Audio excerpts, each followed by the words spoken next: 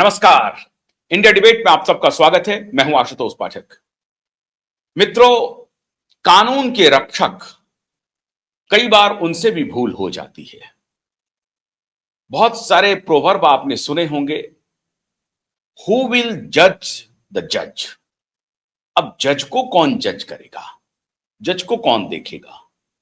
अगर उनसे कोई गलती हो जाए, भूल से हो जाए या जानबूझकर हो जाए, यह तय कौन करेगा?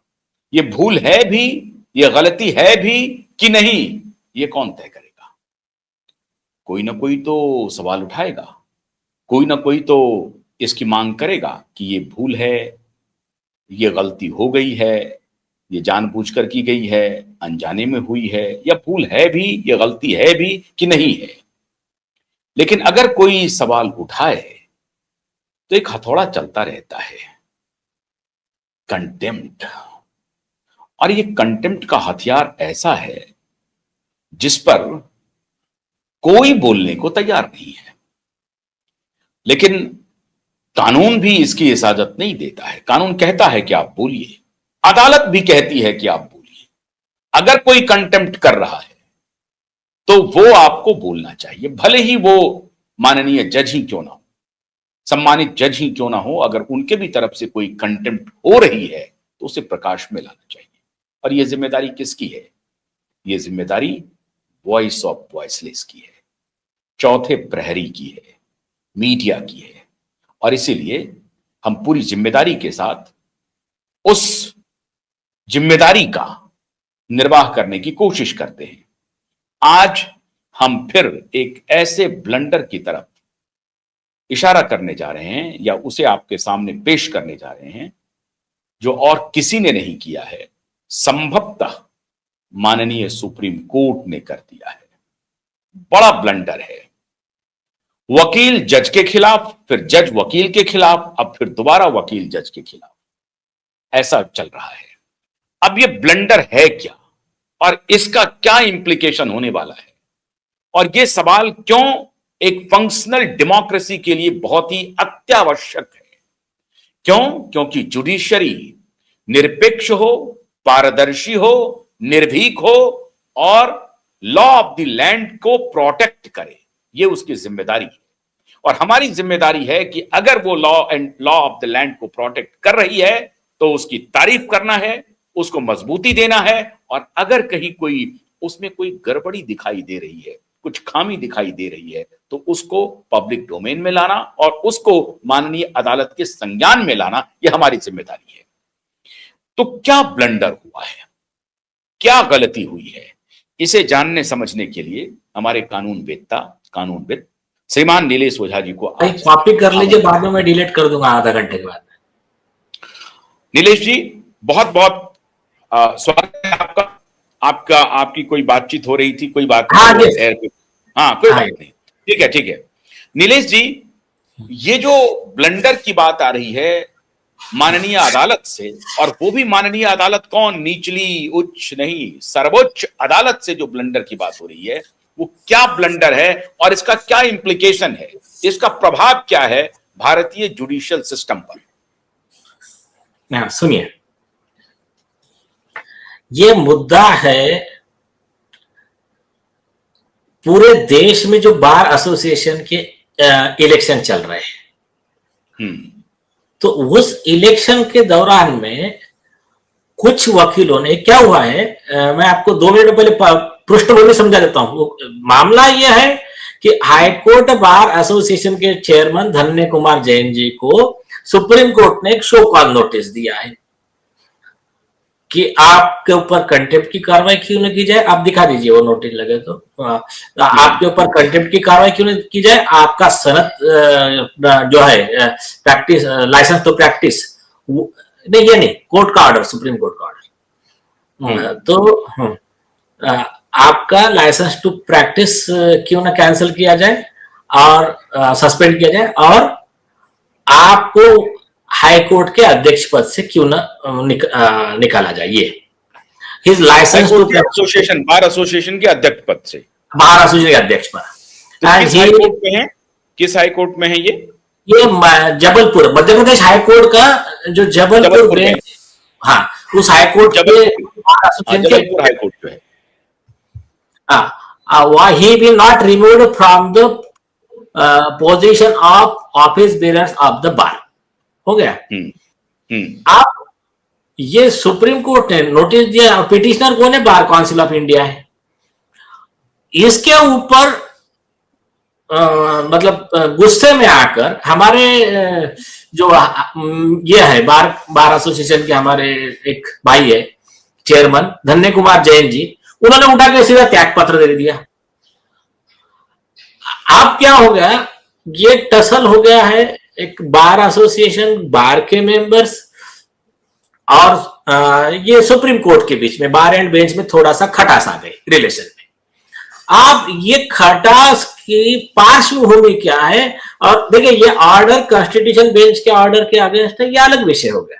वो ठीक है, वो उसमें वो ऑर्डर माननीय सूर्यकांत जी पे विश्वास है, वो खुद ही इसको ये कर देंगे। वैसा भी उन्होंने लिखा है 27/7/2026 का डेट दिया, वो ठीक है। लेकिन मैं इसकी पार्श्वभूमि बताता हूं और उसके बाद में दोनों पक्षों ने इसमें कैसा अच्छा मार्ग निकालकर देश की न्याय व्यवस्था और कॉमन मैन के न्याय के लिए क्या करना अपेक्षित है, मैं उसके खुद सुप्रीम कोर्ट के गाइडलाइन और लॉ इसके बारे में डिस्कस करूंगा। पहली चीज, इसके बाद डिस्कस करेंगे। आप गुडी गुडी बात करेंगे, बीच का रास्ता निकाल दें, या करप्शन वरप्शन इधर उधर जो चल रहा है वो सब ठीक होना चाहिए, सुधार होना चाहिए। मैंने सब ठीक होना चाहिए। हाँ, बिल्कुल न्याय सम्मत बात करेंगे, कानून सम्मत बात करेंगे। हाँ, यस, मंजूर है। काम है कानून की रक्षा के लिए सब कुछ बात करना, उसके पेरीफेरी में ही बात करना, किसी को अपमानित करना भी नहीं, कहीं कमजोरी है उसको सामने में लाना। अब उनका भी पत्र दिखा दीजिए, हाईकोर्ट बार के चेयरमैन का, जैन साहब का। हाँ, ये उनका पत्र है, सेकंड पेज भी है इसका, जिसमें हाँ, तो अभी सुनिए आप, इसकी पार्श्वभूमि, इसका जो बैकग्राउंड है ना, वो मैं बताता हूँ। इसके आगे और एक पेज है शायद। हाँ, तो इसका बैकग्राउंड क्या है? पूरे इंडिया में स्टेट बार काउंसिल के इलेक्शन चल रहे हैं। देखिए, बार काउंसिल बार एसोसिएशन का डिफरेंस कॉमन मैन के लिए मैं बता देता हूं। कोर्ट नीचे से लेकर ऊपर तक है और हर कोर्ट का अपना एक इंपॉर्टेंस है। तो नीचे के कोर्ट होते तहसील लेवल के कोर्ट, वहां की लोकल बार एसोसिएशन होती है। उसके ऊपर में डिस्ट्रिक्ट कोर्ट जो होते हैं, तो डिस्ट्रिक्ट कोर्ट की डिस्ट्रिक्ट कोर्ट बार एसोसिएशन होती है। उसके बाद में जो हाईकोर्ट का वहां का जो बेंच होता है, उसकी बार एसोसिएशन होती है। मतलब ऐसे मान के चलिए, बॉम्बे हाईकोर्ट उसके 4 बेंच है, तो 4 बेंच के वो उस बेंच के एरिया के बार एसोसिएशन, बंबई में अलग, नागपुर में अलग, औरंगाबाद में अलग, कोल्हापुर में अलग, गोवा में अलग। तो ये ऐसा होता है। और ये हो गए बार एसोसिएशन। बार काउंसिल, हाँ, बार काउंसिल ये होता है, वो स्टैट्यूटरी बॉडी होती है। वो सारा स्टेट, हर एक स्टेट, मतलब ये मध्य प्रदेश स्टेट है, उस स्टेट के मतलब मध्य प्रदेश हाई कोर्ट है, उसके अंडर आने वाले जितने कोर्ट्स है, जितने एडवोकेट्स है, सब मिलकर एक सिलेक्टेड 25-28 जो भी हर स्टेट के हिसाब से है, वो मेंबर्स चुनते हैं डायरेक्ट, जैसा कि राष्ट्रपति का इलेक्शन होता है उस तरह से। हर पूरा सपोज अभी महाराष्ट्र है, महाराष्ट्र में अगर 2 लाख लॉयर्स है, तो 2 लाख लॉयर्स मिलकर चुनेंगे एक जो भी हमारा फिगर है वो मेंबर्स को। आप मान के चलो 25-30 मेंबर चुन लिए। आप ये मेंबर मिलकर स्टेट बार काउंसिल का चेयरमैन चुनेंगे, प्रेसिडेंट। तो स्टेट बार काउंसिल का काम होता है कि किसी वकील ने मिसकंडक्ट किया तो उसके ऊपर में डिसिप्लिनरी प्रोसीडिंग चलाने का, और वो स्टैट्यूटरी बॉडी है, वो पूरे बार काउंसिल के सारे वकीलों को नोबल प्रोफेशन में लॉ के हिसाब से काम करने में मदद करने के लिए वो एक बॉडी है।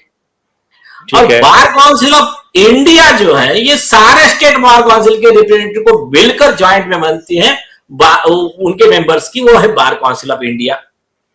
ठीक है। तो अभी ये जो केस है, अभी क्या हुआ, स्टेट बार काउंसिल के इलेक्शन कई सालों से हो नहीं रहे थे, कई प्रस्तावित लोग उसको होने भी नहीं दे रहे थे, कुछ बार काउंसिल ऑफ इंडिया के कुछ उसमें मिली भगत थी, तो ये डिले कर रहे थे। मतलब उसका कार्यकाल अगर 5 साल का है तो उसको 5 साल हो गया, तो उसको वो 7 साल हो गए, 10 साल हो गए, इलेक्शन ही नहीं ले रहे थे। अब उसमें कई लोगों ने सुप्रीम कोर्ट में रिट लगाई, सुप्रीम कोर्ट में सूर्यकांत जी ने स्ट्रिक्ट वार्निंग दिया, ये तारीख के पहले इलेक्शन होने चाहिए। अब इलेक्शन को टाइम लिमिट में करने के लिए, अब फिर इलेक्शन में गड़बड़ी होती, कुछ गलतियां होती है, तो उसके आपके जो ये है, मैं शॉर्ट में बता रहा हूं, डिटेल में, तो आपके जो भी प्रॉब्लम्स है उसको ग्रीवेंस को ये करने के लिए, एड्रेस करने के लिए, उसके ऊपर सोल्यूशन देने के लिए एक्चुअली होता है बार काउंसिल का इलेक्शन ट्रिब्यूनल।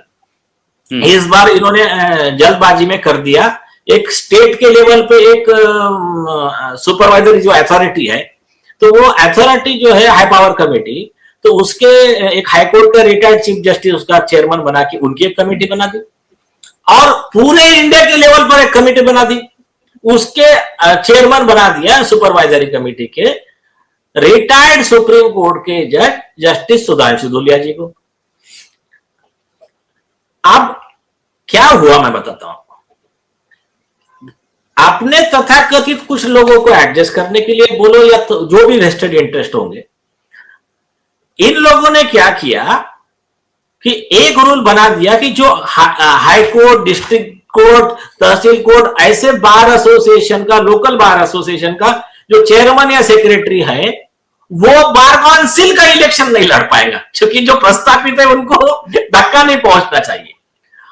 अब ये मामला आया खुद सूर्यकांत जी के सामने, तो सूर्यकांत जी ने क्लियर बोला उनको, बोला इसका क्या तुम्हारा ये रीजन है? अगर वो जीत कर आ गया और उसने वो सेकंड पोस्ट से रिजाइन कर दिया, विषय खत्म, तो फिर तुरंत निर्णय लो और उनको किसी का हक मत मारो। डायरेक्शन दिया, ये तारीख से पहले आप निर्णय ले लीजिए। तो इन्होंने क्या किया, बार काउंसिल के कुछ तथाकथित लोगों ने मिली भगत करके वो निर्णय समय पे लिया ही नहीं, और क्या करा कि कई, एक केस तो मैंने खुद आर्ग्यू किया उसमें, हमारे बॉम्बे सिटी सिविल कोर्ट के बार एसोसिएशन के चेयरमैन है रवि यादव, और ऐसे महाराष्ट्र के 8 है जो बार एसोसिएशन के प्रेसिडेंट सेक्रेटरी है, तो ऐसे लोगों को सीधा डिस्क्वालीफाई कर दिया। अब डिस्क्वालीफाई किया तो उन्होंने जस्टिस सूर्यकांत जी का आदेश नहीं माना, वो ग्राउंड पे उन्होंने अर्जी लगाया, फिर उसको नीचे गए, इसने नहीं माना तो ऊपर गए, सुधांशु धूलिया जी ने भी उसको नहीं माना तो सूर्यकांत जी के पास गए, तो फिर सूर्यकांत जी ने बोला हाँ इनका तो क्लेम वैलिड था, लेकिन अभी टाइम डिले हो गया, जो हो गया उन्होंने वो बोला, वो विषय बाजू में रहा। लेकिन हुआ क्या, इसमें सारे वकीलों का सारा गुस्सा है, ये जो कमेटी है सुपरवाइजरी, खास करके जस्टिस सुधांशु, रिटायर्ड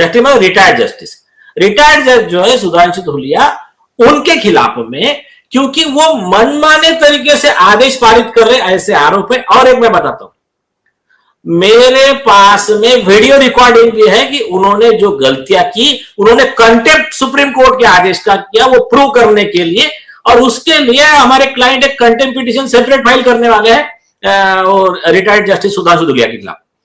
एक तो ठीक है, आप क्या मालूम है क्या, देखिए लीगली जस्टिस सीएस कर्नल के केस में 7 जज बेंच ने, सुप्रीम कोर्ट ने क्लियर कर दिया, इस देश का कोई भी जज हो, इवन सुप्रीम कोर्ट का जज हो, ये तो रिटायर्ड है, छोड़िए, अगर वो सुप्रीम कोर्ट के आदेश या बाइंडिंग प्रेसिडेंट को नहीं मानता है, तो कोई भी कॉमन मैन, या तो वकील है, कॉमन मैन उनके खिलाफ में कंटेम्प्ट ऑफ कोर्ट की पिटीशन फाइल कर सकता है। एक क्या बात है।